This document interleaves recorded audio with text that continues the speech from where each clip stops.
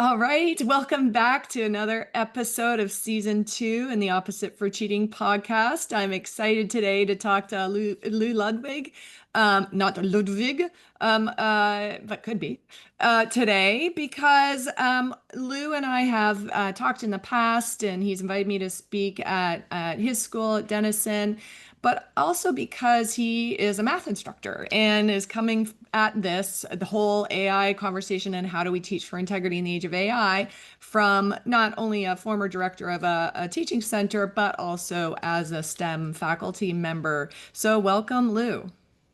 Thanks. Thanks so much, Tricia. Appreciate it. Yeah, so let's start off the same way we do with everybody. I gave people a little introduction about you, but tell them a little bit more about yourself, what you do, and in what context. Sure. So I'm at Denison University. We're a small liberal arts school near Central Ohio. About 23, maybe 2,400 students, about 220 faculty members, 100% residential. So kind of think of the Fair College on the hill sort of thing. And we teach a 3-2 teaching load, so usually 3 in the fall and 2 in the spring or something like that. Training-wise, I am I am trained as a mathematician. So I've been in the math department here at Denison since 2002. And about 5 years ago, I took on the role. It was interestingly enough, I interviewed the week before we went into lockdown for our teaching center director, and I had that role for 5 years and really thoroughly enjoyed that work. But here at Denison, we kind of rotate that position, so I'm now rotating out and going back full time in the classroom. But the AI stuff has definitely been keeping me busy in that regard. So I'm kind of trying to straddle both, getting back into the math field, but also thinking about how that relates to AI and what's going on with that. Great. Thank you. That's helpful context. I'm talking to a lot of folks who teach at smaller schools, and it's different than having to teach, say, a 600-person classroom. And so we might get into that nuance this season too, and talk to some folks that are also from larger institutions. So this is the second question I ask everybody. What's your first memory of encountering this idea or this concept of academic integrity? Okay, so I knew this one was coming, and actually, I heard you do a podcast with Bonnie Stahoviak. I don't know, time escapes me, but it's been a Yeah. while ago. And Bonnie very bravely kind of like, hey, because remember, wait a second, principle number one, everyone cheats, right? But she Yep. kind of, that's out of your book. So Yep. she kind of leaned into it and talked about her experience. So I will say that as a 17-year-old in my Calculus 1 class in college, Mhm. I got the highest grade on the first test. And because I came from a small school, 3 townships to have 58 graduating students, very rural, as you can tell sort of by my accent. But anyway, so that first test went really well. And then all of a sudden we started getting to harder things. We're starting to prove stuff, and there were Greek letters running around. And all of a sudden my computational skill set was kind of waning in this new stuff. And I had no idea. And it was like common sense stuff, like it does this, why not? But then we had to prove it. And there was a very set way Mhm. that you had to prove it and all these things. And to me, it just seemed like a spelling test. Like I just had to memorize something and whatever. So I found out, because I was kind of a techno nerd at the time, I had a graphing calculator that I could go in and kind of program. Well, besides programming, you could just basically write some cryptic notes to yourself, which helped me through a test or two, I will say, when I had to do an epsilon-delta sort of thing. So, I reflect back on it, especially reading through your book, thinking about, what was the situation that, why is my 17-year-old underdeveloped brain, why would I do this? I mean, I didn't see the importance in it. It seemed like Yeah. busy work. Why was I having to do this? And moreover, I think I sort of had a bit of a fixed mindset as a student kind of going into it because I was always the top student in my very small school in mathematics, and that should just continue naturally. And when it didn't, I was kind of, backpedaling and doing some panic. So that's kind of my one version. If we Had have some time, I will. self-efficacy issues, right? Like, Yeah, yeah, yeah. yeah. So that's my one take. Did The you other get one is caught which no. And here I am today with a math on math? PhD. And I know. I will say that I've got, I mean, the person that she, marvelous instructor, very well meaning, but again, it was just kind of that old school, this is the way we've always done Yeah. things, right? And our new pedagogy, mostly across the nation, you would not be asking 17-year-olds to be, I mean, at least my level of 17-year-oldness, to prove these things, but you would be doing something differently, and you would kind of wait till later when they really needed to do that. Anyway, but the second one I wanted to talk about, because again, it kind of touches on your book. I was teaching a sophomore level class, a class that's probably my most favorite class you're kind of getting beyond the computational stuff, and it's more about you're not quite proving things, but you're doing a lot of true false, like argue why this is true or argue why it's false. So I don't use the P word. I don't say proof, but that's what they're doing in this class. Well, anyway, I had again. This was COVID. It was that spring. But I had two seniors, second semester seniors in a non-major. They were non-majors. They were from a different discipline, but they needed this as a requisite for some other class that they wanted. And I remember the first homework. And they're amiable enough kind of guys. But the very first homework assignment they handed in, which was on my paper, they kind of printed out, filled these things in. They handed in the identical work. And when I looked at the one had actually gone in a slightly different direction, which was correct, and erased it. You can see the erasure marks, and then literally just verbatim copied what the other student did. And I'm just like, Wrong. so I'm looking at your principle number 3, or was it number 1? It says, students aren't intentionally trying to dupe, deceive, or insult you. Oh my God, I was livid. I'm like, what what kind of idiot do you think I am? So again, as you kind of talk about in the book, I didn't handle it very well. I just kind of, brought him in and said, well, you know why you're here, right? And they had no clue. And these are second semester seniors. So something was going on in their process that this was an accepted sort of thing to do. Maybe they hadn't gotten caught before or whatever, but I was just kind of dumbfounded about it. And I took it very, very personally, and I shouldn't have. And anyway, I want to say it ended for the best. It actually didn't. One of the students actually wound up dropping the class, the other one with COVID, and just things kind of spun out of control. But I kind of look back on that, and even though whenever I have one of these situations, I always want to take it personally because we're such a small school in the liberal arts, and it's all about relationships, but you just can't. So I really appreciate, and I have to mark pages in your book where you kind of walk us through about how to have these conversations and try to keep them as objective as possible, which is, it's a struggle for me. It's a struggle for me to do that. So I'm just feeling like we need all these like sticky notes of the from the book about like, remember, don't take it personally. Did you yeah. think, Lew, of your 17-year-old self when you first encountered those two assignments and or when you were talking to those two students? Interestingly, I didn't, because it was we'll go ahead and use the C word here, cheating. My 17-year-old cheating was kind of a covert thing that I was doing on my own, right? I wasn't sharing it with everyone else. Whereas this one was kind of collaborating kind of cheating, which I've never, we would have study groups and stuff like that, but I never explicitly, as blatantly as these fellows were doing, had ever thought about doing anything like that. So no, it's kind of interesting. Now, I will say the gap in time, we're talking, Sure. probably 2 decades, right? So. No, I know. I know. I was just thinking, like, I wonder if your high school teacher had caught you, would she have taken it personally? Right, right. Actually, well, no, it was actually my first college class. So, Oh, one of and those recurring. oh my Okay. God, I think I would have. Oh yes, I would have melted into a pool on the spot. Like I said, just a very, and the funny thing is that when I read this whole, they're not trying to dupe or deceive you. While I saw it as busy work, I don't think I could say that to her face. But again, Yeah. if I were to have been caught, oh my God, it would have been Yeah. devastating. Yeah. Well, and just to clarify for the folks in the audience who have not read the book yet, we do distinguish between cheaters, people who are what we call enrolled persons that we get from our Australian friends, and the average student is not intending to dupe or deceive you. There are some students, they represent the human population, that are intending to dupe or deceive you, but that's not the Yeah. normal student. That's not their motivation for doing it. And we haven't quite categorized my 17-year-old self, but we can go on to next question. We will leave that categorization in the past where it belongs. Okay, so yes, you are a math instructor. You've been working a lot with STEM faculty. I think there is a couple of things. There's a slightly different impact on STEM faculty or STEM courses versus, say, the writing course. Because really, STEM faculty, you're like, okay, we'll just go to all in-person exams. That'll take care of the AI problem if using AI would be cheating. A little more difficult to do in writing courses. So there's some different nuances about how this is impacting us in different disciplines. And also, both areas were dealing with some challenges before AI come along. Students weren't reading books anymore. Students, I know at our school, we've talked about students really struggling with math at a level where they didn't struggle before the pandemic, let's just say.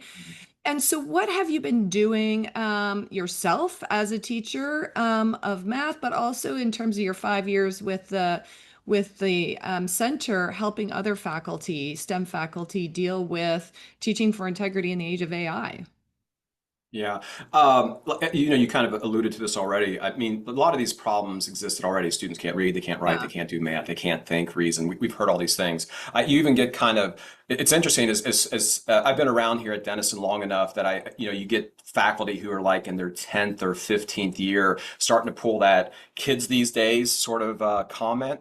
Okay. I reflected on that a little bit, and I recall like when I first got here, man, I was like maybe a page or two ahead of the students. I didn't know what the heck was going on. I was just trying to, figure out the stuff myself and then teach it to Yeah. them. So I did not have that level of expertise. But then as you continue to teach a class time and time again, all of a sudden, well, you're getting much stronger, but your Mhm. students aren't. You So then you think, think, right? It's the expert blind spot, right? The idea that you're just not understanding what it's like to be a novice learner. yeah. So I've done a lot of work with faculty on trying to actually think about that, what it's like to be a novice learner the first time as you're doing something and making sure to bring things down to their level.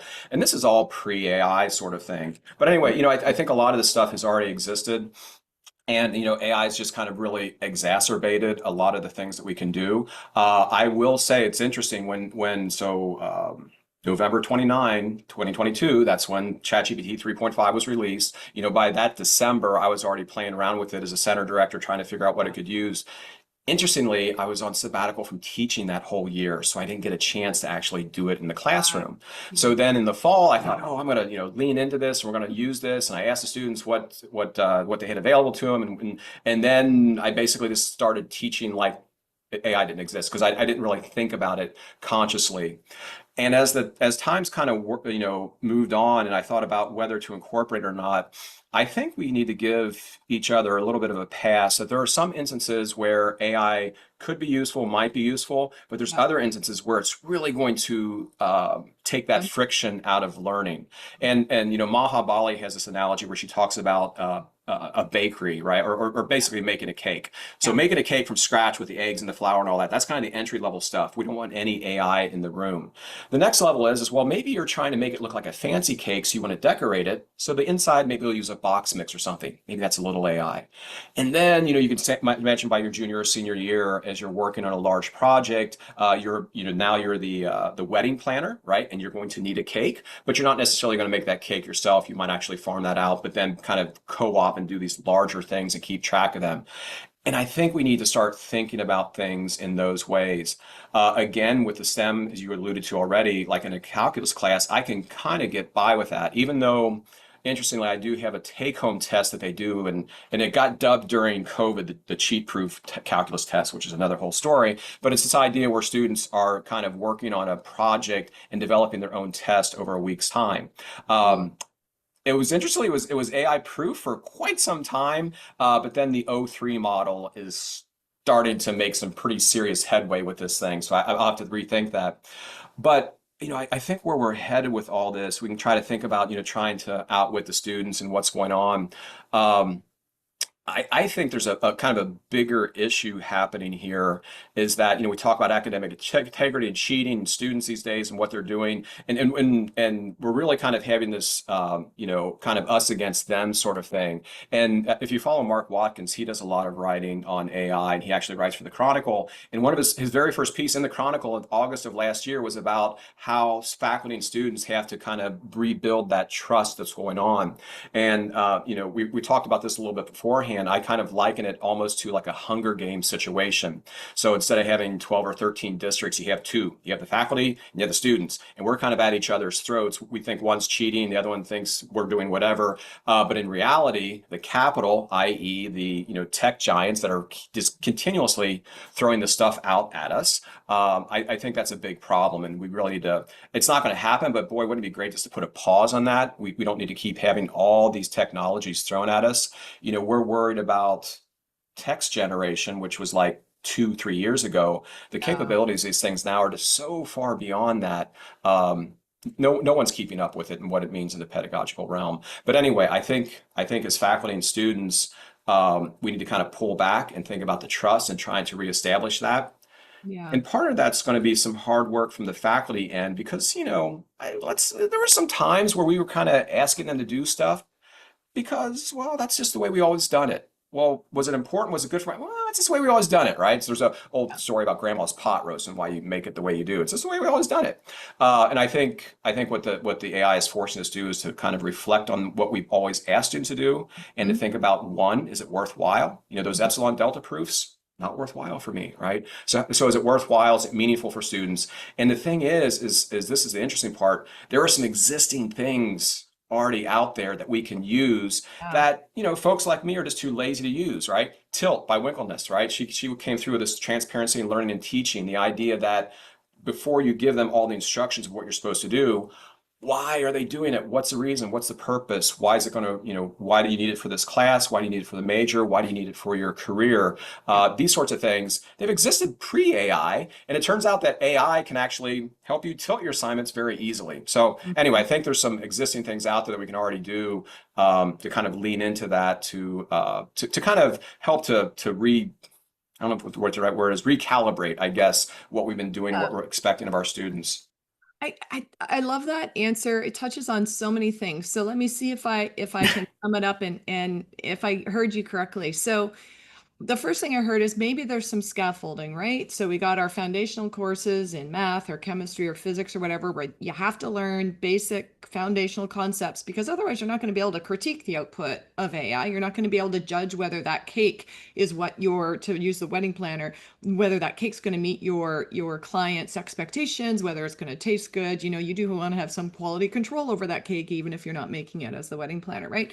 So you're teaching them foundational skills, and then you slowly scaffold in, okay, now in your senior year, you're solving a problem, you can offload to AI in this way. So I heard that. I heard so that's at a program level. That's at a department level, really, right? Where you have to think that through. It can't be each individual instructor trying to figure that out. But then I also heard you talk about what could be done at a program or individual instructor level, which is why, right? Kind of going back to the learning objectives. Are the learning outcomes still relevant? And if they are, why? Can I explain that as David and I talk about in the book, right? Can I communicate that to students? Because one of the first things we all ask when we're children is why. Humans are naturally curious, right? We want to Yeah. understand why we're being asked to do the things we're being asked to do. And then also, if they're not relevant, change them, right? And if they are relevant, how do we assess that? So there's a lot of questions built in there. And the third point is what David and I made in the book. Like, there's not a lot of new stuff in our book. Sorry to say that. Maybe that's not the right thing to say, but it's basically saying, look, learning science hasn't changed. Good pedagogical decision, the knowledge around good pedagogy hasn't changed. We're just packaging it in a way to hopefully say, like, this stuff all still works, right? In the age of AI. Is that a good summary of what you said? That is awesome. Yeah, and I like how the first point that you touched on, this idea of getting up to a level where you're able to critique what's going on. So my wife and I, we have two kids, 25 and 29, and thank goodness they are the age that they are because Yeah. it was his junior year. My son was actually, he's a computer science math major, but he was actually My working with condolences to his career. ChatGPT 2.0, right? He was actually engaging with this. What Oh, I'm wow. getting at, I'm so thankful that they're at this age because they had already developed their skill set and were Yeah. mostly through their training to have kind of that content expertise to then Yeah. look at something that AI is producing and they can make the thing sing, right? I can make it sing in my content discipline, not necessarily math, but if I'm, writing newsletters and stuff like that. Sure. But if you use it as a creative assistant, if you have that ability, oh my God, this thing's amazing. But if you don't have that skill set, a young faculty member in our computer science department, Stacy Truex, I'm gonna try to get this right. She said with AI, because students were basically just Hail Mary and throwing these assignments in and hoping for the best because they didn't know what Yeah. was going on. She goes, you know what? You can't ask it to do what you don't understand. Yeah. And she just kind of said that passing. I'm like, wait a minute, Jill, what? I'm like, oh my God, that's great. And I Oh, literally, there's somewhere around here. I made a sticker for yeah, her. yeah, Like, yeah. look at this is the great, right? You can't ask it to do what you don't understand. So yes, they definitely have to get to that level of expertise. And what we need to convince our students of that is they're coming through the system. Yes, they're Yeah. going to need some AI literacy and all that, but they're going to have to understand that there's instances where they're going to have to set this stuff aside Yeah. because if they don't and they just keep farming it out, they're going to walk out of your institution with a piece of paper in their hand. What good is it? If they can't kind of think beyond the computer, why is an employer going You to want to hire hire them. them, right? So I think it's going to be a very stark and harsh reality. I don't think, you probably don't want to jump to that doom and gloom right away with students, but in reality, that's kind of where we're headed with this. I mean, Um, yeah, I would say it's doom and gloom. I mean, I think we owe our students the truth, right? It's, I've said to students, look, no employer is going to pay you to press a button. yeah. And so you have to have some kind of added value on top of the AI. And I do also think that we've known for years there's a difference between novices on experts and experts on everything else. And yet I would say the AI hype, right? The hype around all these tools has really like shoved that like, shh, don't talk about this. It helps everybody at the same level. And that's not true. We've had some studies out in the workforce where it's noticing the difference, right, in how it Mhm, helps mhm. certain people and not others. We need more of that kind of research. Yeah. Well, the interesting thing is, I mean, on some of that early on research was like with regards to coding, Yeah, um, your top 10% AI doesn't really help them. But yeah, the lower third, oh my God, it really kind of boosted them up into average level coders, which is kind of interesting. yeah, Getting back to that list that you were talking about yeah. before, you also talked about a lot of the things that still work. Okay. Hmm. So here's where the shameless plug comes in. So I'm working Yeah, with Todd Sokryzik. Todd's known, one of his big books that he has a lot of books, but one of them is The New Science of Learning, where he takes all these different learning practices like, oh, now I'm blanking on this and he's going to yell at me, but, things like, scaffolding your ideas and mastery spacing and baits. Yeah, chunking and all that yeah, kind, all the good stuff, all the yeah. cognitive psychology stuff. But he wrote it for kind of at the college level for the student, right? And he's very honest about Oh, his right. approach to this. So what we found out is, okay, a lot of these things already work. Why not? What does it mean in the context of AI? So we're working on a book. It has a very elaborate title. Where's it at here? It's The Science of Learning Meets AI, a practical faculty guide to purposeful integration, student engagement, and ethical practice. That's We're going to working get on that last edited. part. Anyway, well, no, it was shorter before. Anyway, but here's the thing. I can stand here and talk to you as a faculty. I'll put my faculty development hat on my bald head and say, hey, a very important thing when you're going to design a course, you should look at Fink's work on backwards design. It's like the platinum Yeah. standard of you look at the very end and work backwards. And I can stand here and tell you that after teaching for more than 30 years, counting grad school, I have never in my life used that process. Oh, okay. And you're like, why? Because I'm lazy. Oh my God, it takes so much work. I did a workshop like 10 Uh, years ago with another faculty, and kind of like, I'm like, oh my God, I'm like, I've already, okay. So guess what? For the first time ever, I was traveling and stuff right before I headed for my travels. I'm teaching a new class in the fall yeah. on AI. Guess what I did? I sat down with my AI collaborative partner, and Yeah. we are backwards designing this class. It's Oh my great for God, stuff like that. it is so much work. It's a Yeah. 12-step worksheet that you have to go Yeah. through. And I think it took me in 3 hours, I got through like four or five of the parts, but there was absolutely no way I would have sat down on my own and just done it with pencil and paper. Yeah. I'm lazy. I just don't, I don't have um, that ability to do those kinds of things anymore. So anyway, these things that are exist. So Todd and I are working on that, to kind of bring in these things Right. like, tilt and all these different classic things that already work, but now how can we put an AI spin on them? How does it kind of fit in that context? I do a lot of workshops on AI, and it's interesting, you're showing these different things that you can do with it. And in the reviews, oftentimes the biggest one is where we take their existing assignment and we tilt it. We just give it to AI and say, hey, can you tilt this? And Yeah. it does. And they're just amazed. They're so amazed by tilt, they don't know about it. And it's, again, trying to get these things out there. But I think we can leverage the AI to kind of help us along with those ways to try to improve our pedagogy as we move forward with our students. It doesn't really help us. I'm not ready to jump into the classroom, like I said, with working with students. And, I mean, I will tell them how it works and how it doesn't work and Yeah. what it can do and can't do. But again, going back to Maha's Yeah. example, there are different stages with that I'm going to engage Yeah. with students. So you mentioned earlier about faculty having to rethink things, and we really should have rethought things before AI as well. And we haven't, as I said in 2008, we're still teaching as if it's the 20th century and the internet doesn't exist. And Yeah. a lot hasn't changed. We're still on the Carnegie Credit Hour, right? So this brings in institutional leadership responsibility and administration responsibility. And as a director for the center, you were part of the administration of the school. Um, what do you think? We know that most faculty are not trained how to teach or design valid assessments in their PhDs. They can opt to take training in their spare time at most Yeah. colleges and universities, but they're not necessarily paid to do that training. They're not paid to redesign their courses over the summer, for example. So you're probably working for free this summer in designing your new course.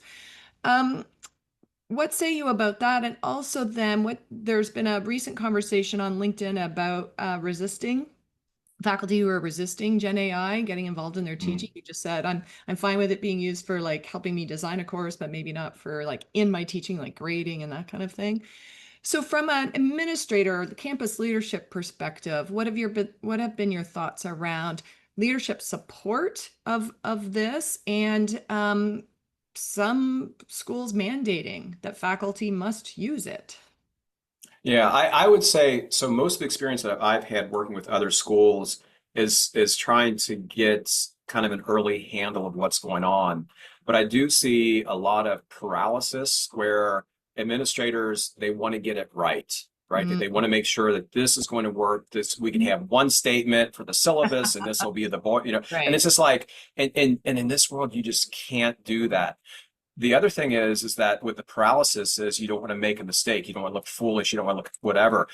You can't afford to do that either because this Yeah. technology, it changes so rapidly. I mean, I'm scared to death. I'm teaching this class and two classes in the fall dealing with AI. And, by August, the new Will they be 5.0 up to is going date? to roll out and things going to blow up, right? I'm used to teaching 400-year-old math topics. God, Yeah. this thing is Right. changing daily. Right. But I think again, just like we should talk to our students and be kind of human with one another, I think administration and faculty need to be human with one another and be like, hey, you know what? This sucks. We did not ask for this technology. It's Yep. unregulated, untested. I mean, we're experiencing this huge social experiment right now. I mean, let's not get this wrong. We've done this before with like cell phones, right? And smartphones in 2000. We Yep. know where that led. And again, we're just getting this big tech sociological experiment. We're going to dump this on you and good luck. I think we need to work together and be willing to take risks and make mistakes. And Yeah. it's a funny thing, right? We always want our students, make mistakes. That's where we got to learn from mistakes. But then we don't want to do that, right? So I think from an administration point of view, being willing to take those mistakes, getting things wrong, and being okay with that. But also, if people are trying some things, to actually champion that, and that's okay when they do or don't work out. Again, I think administrators not only do they not want to make mistakes, but they also want to make sure that everybody's equally dealt with. So we don't want to make this group angry, don't want to make this group angry. So you kind of try to do Yeah. that middle row. And I don't think, Mark actually, he's written about this more recently in his blog post, Rhetorica, has talked about these, there's this big divide, you're either evangelical about it or you're kind of, you're going to avoid it at all costs. The fun thing is, you probably just saw, what was that yesterday or a couple of days ago, Canvas, our huge learning management system now, right? It's going to have some AI built into it. Um, who okayed that? What faculty senate said this is a good idea, said pedagogically this was a good idea? Again, these things are just kind of slowly slipping Mhm. in, and you take things. What's the Intentional entanglement, right? Is it yeah, oh like yes, yes, exactly. predominantly Yeah, yeah, decided yeah, yeah. intentionally? Hmm. Very, very much so. So yeah, our fluorocarbons and all that kind of stuff. Yeah. So are being Yeah. built into our system. But Well, so these things are starting to happen. So the idea that I'm going to die on this hill and not engage with it at all. And Mark speaks to this much better than I do, but I just don't think that's a that's just not feasible. But then again, wholeheartedly accepting it as well. And he's like, oh, I'm not taking a centrist position, but he's trying to argue that we do need to keep a critical eye on this stuff and push against it. But at the same time, we need to live in the reality that we're in, and this is out there, right? Yeah, I mean, we should be critical, right? That's what we're trying to teach students, our students to be Yeah, critical thinkers. So we got to be modeling that. I mean, I think that in general, universities or colleges as a whole shouldn't be ignoring it. I do think that it's okay for not every single instructor to embed AI into their class or to oh, teach in sure. university, Yeah, right? But every instructor needs to look at how AI influences their course learning objectives, yeah, because yeah, ultimately, and what our book's about, like ultimately, we're in the business not just of facilitating learning, but certifying learning. And so we have to be more sure, I think, than we have been, especially since the pandemic, in that we're actually certifying that student's knowledge and abilities or that student's mastery of the learning outcomes and not their ability to copy and paste from a machine, yeah. right? Yeah, I think, when you have, especially in these entry level classes where, okay, we're not going to have any AI, that does not Yeah. give the faculty member a free pass to be ignorant about AI and what's going on with it, right? I Yeah. mean, when it first came out, like I said, back in November 2022, and it was arguing that a spoon would win in a foot race against a rat or a turtle because turtles in the literature were slow, right? People would laugh, and they just kind I of like missed chuckle, that chuckle, and one. they just push that aside. They just push that aside, and they never thought about it. So a lot of people still have that mentality if they haven't engaged with it of Uh, that old text generating stuff now. I mean, yeah. it is so multimodal and what it can do and the amazing things, and it's writing research reports, and they're It can fairly complete an decent. entire Canvas Um, course, probably. yeah, so Yeah. so I think again, just like we need our administrators and faculty to kind of work together, and it's okay to make mistakes. It's kind of like exercise. You can't be like, oh well, I didn't exercise today. I'm going to give up, kind of thing. No, you just have to jump in. And you're going to fall off the horse. You got to jump back on again. But you have to get out there and practice with it. I know Mark Watkins. He had a piece a couple of weeks ago in the Chronicle where he talked about kind of taking its 90-minute regimen of 30 minutes a week Mm. of at least trying some new technology, 30 minutes a week on reflecting about the new technology as you talk to others about it and stuff. And I think 30 minutes on reading up on it, just what the stuff that's out there. He's not trying to get you to be an expert on these things, but Uh, at least to be kind of in the fair. loop of what's going Yeah. on. I love that. Now, where That's we find that 90 minutes, I don't know, but there you go. So, Oh no, I love that though. It's like the remember the 15-minute dissertation thing, right? It's just sit down and write for 15 minutes. If you end up writing longer, great. So sit down for 30 minutes, play with the tools. If you end up playing longer, great. If not, you've got your 30 minutes in. And I don't think the exact time matters as much as right. Sure, you sure. can Just break this the down into discipline. chunks. You can be disciplined about this, and you can, with little effort at every week, can really expand your knowledge pretty quickly. Especially if Well, you're the playing with thing your that, own assignments, your own test questions, right. that type of The thing. thing that I liked about one of his 30s was to reflect on it, Yes, right? And if you could, with others, right, around the copy, around the water cooler, what's amazing. going on, just to kind of, because there's no one has the silver bullet, right? And no one will. It's going to take a collective effort of a lot of us trying things out and making mistakes, but kind of collectively working together. I look, you think about, somewhere I got a master's in education, I don't know what, but all these old theories and Dewey and all that kind of stuff, and Yeah, all the years that it took to develop and Bloom's tax, yeah, all this stuff, right? And this is coming so quickly. It's like, we're taking 200 years worth of something, learning, whatever, and kind of crunching it into, okay, 2 years, let's figure this out. Mhm. We're definitely going to need an all hands on deck approach and the more people we can get kind of engaging with this and thinking about how it will and will not work in their yeah. classroom, that'll make us more informed, I think. I think that's a great way to end the conversation. Let's have compassion, and Yeah. grace for ourselves and with others, and let's be not afraid to fail and make some mistakes, and let's give us the time that we need to do that, even though things are flying at us nonstop. As I said, we're being asked to rebuild the plane while we're flying it. It's not fair. It's not ideal. But let's try and carve out times where we can to maybe rebuild the plane in between takeoffs. Well, didn't wasn't it you that kind of threw in there while you were being held hostage? Was that at one I point where you did. said I was hit. Yes, my husband told me that seemed a little harsh, and I was like, well, harsh? Okay, okay, okay. that's how I feel some days, right? Like Yeah, yeah, we yeah. didn't ask for it, we didn't want it, and so it kind of feels No, like. no, I still credit you for that line, so Well, as you it said, resonates. no one asked us, right? No one, No, no one no. said, "Do you want this?" So it feels pretty like that. So thank you, Lou. That was a great conversation. We'll throw some links to the things you referred to in the show notes so people can look them up themselves. And Awesome. we'll talk to you later. Thanks so much.